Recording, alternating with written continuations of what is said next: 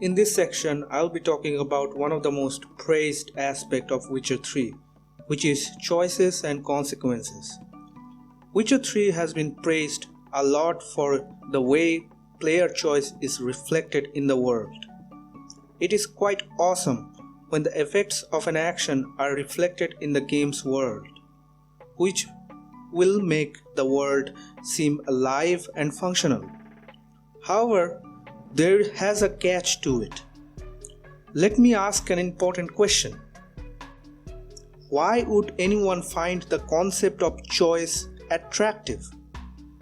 I believe it is because we would like to have certain level of control over the elements that governs our life.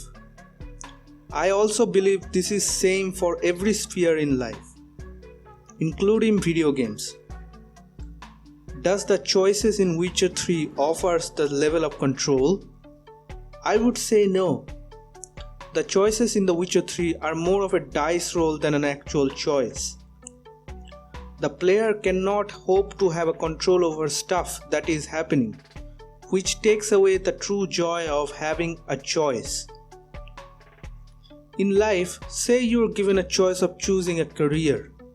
You like a choice as much as this able to choose your future, not because you want to see the butterfly effect and land in a career you don't like.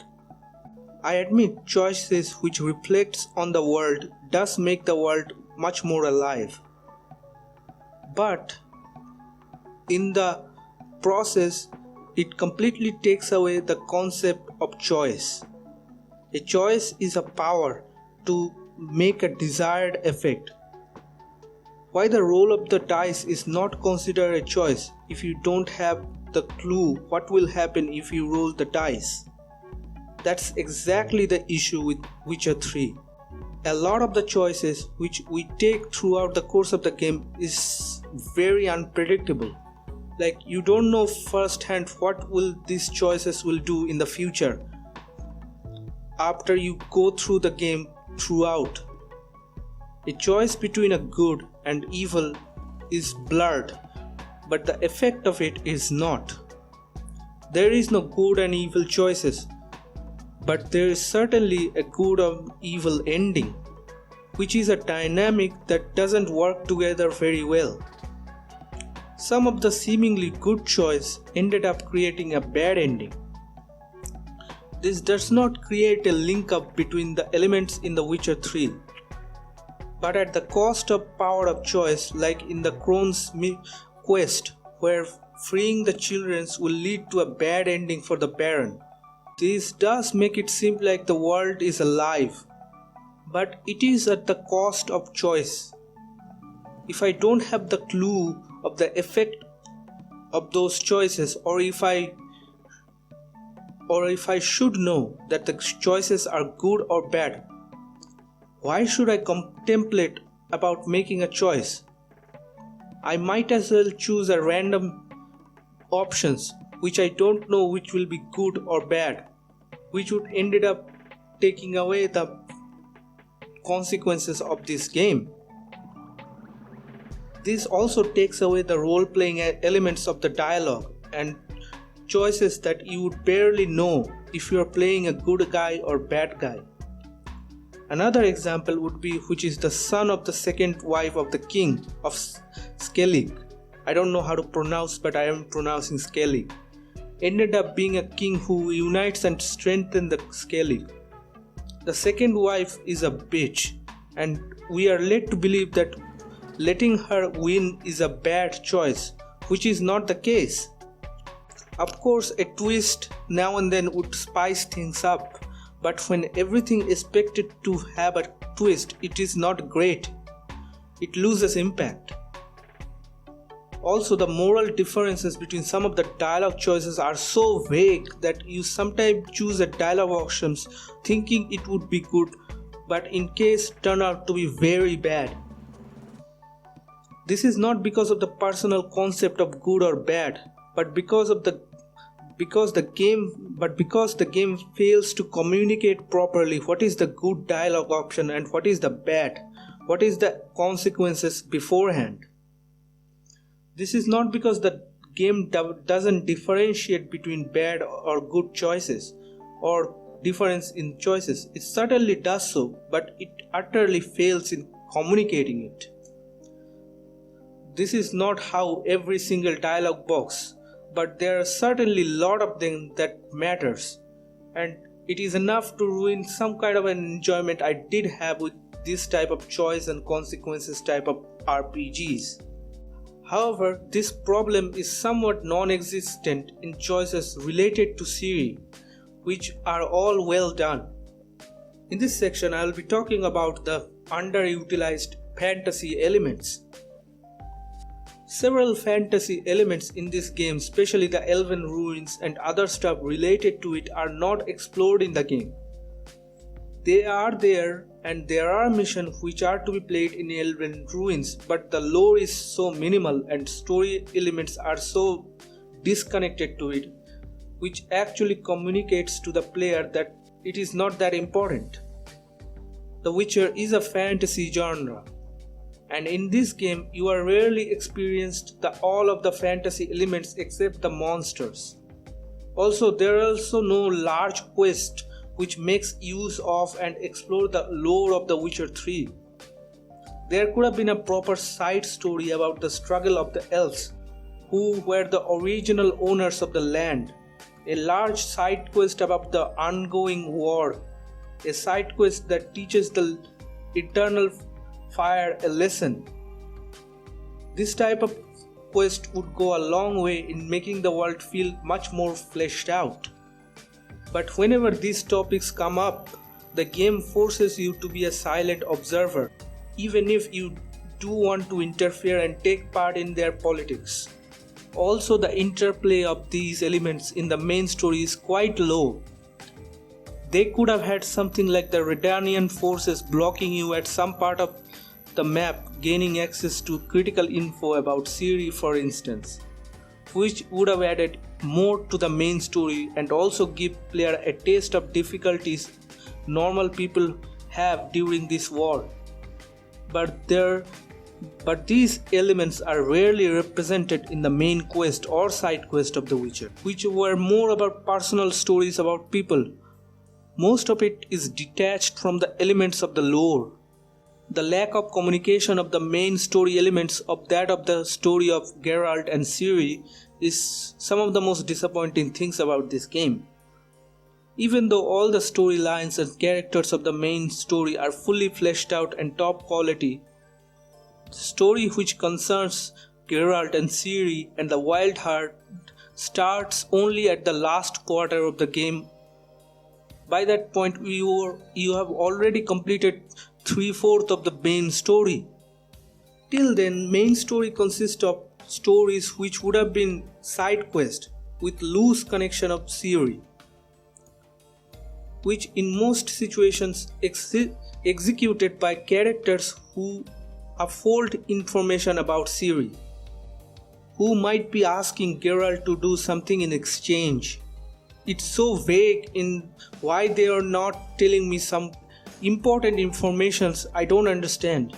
So in essence, Geralt is doing their own story for them instead of playing his own story elements.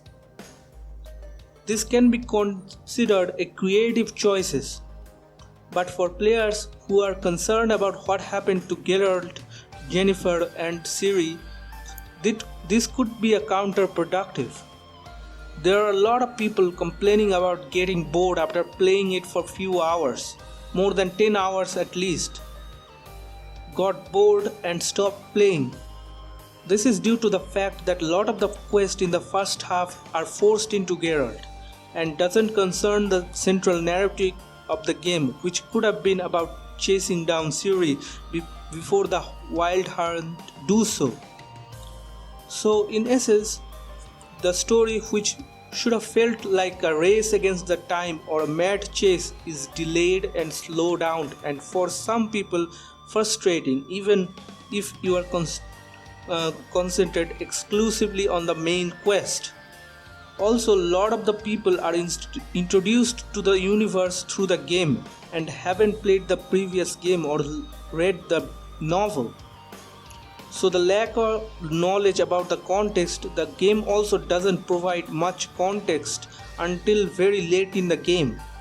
So for new players, the emotional connection that Geralt has for Ciri is unknown, so they don't feel like that connection and do not feel the need to rescue her as the game strongly expects you to be.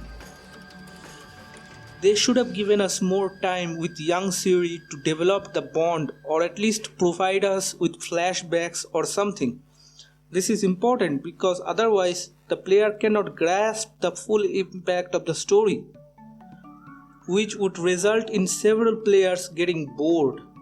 So in essence, the main story is not executed that greatly it is on paper, because the forced break on the story and the delayed pace only picks up very late, and lack of emotional context for this story makes it a bit of a chore to get through. However, out of this lot, this is still one of the best stories in open world games, but not the best. This doesn't mean that CDPR cannot make a good story.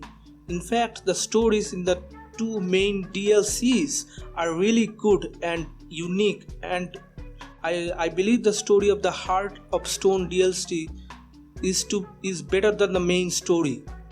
It's truly original when compared to the stories of other games, and it is also one of the best presented and intriguing and crafty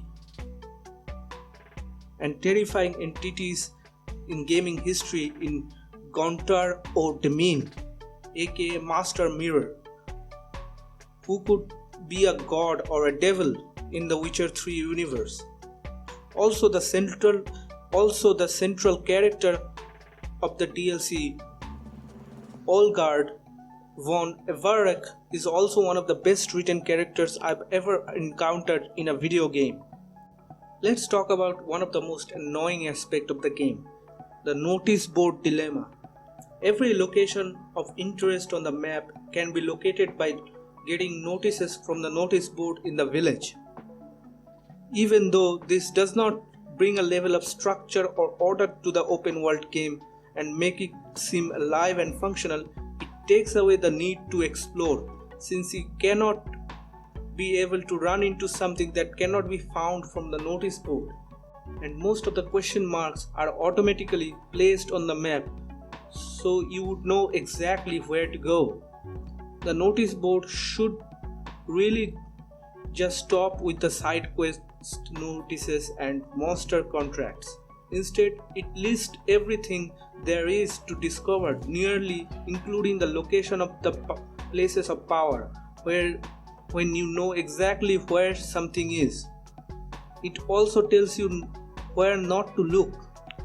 In Witcher 3, since you know places without question marks in the map don't have to do with anything, you don't need to go anywhere.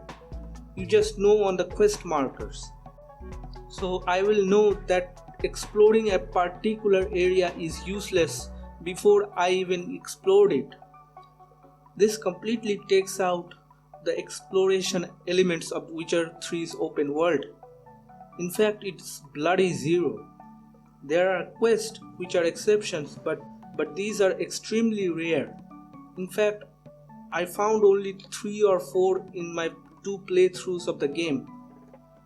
They could have solved this by exposing question marks only if you look where near into it, which would require you to explore in order to find the location of those bandit camps and abandoned buildings.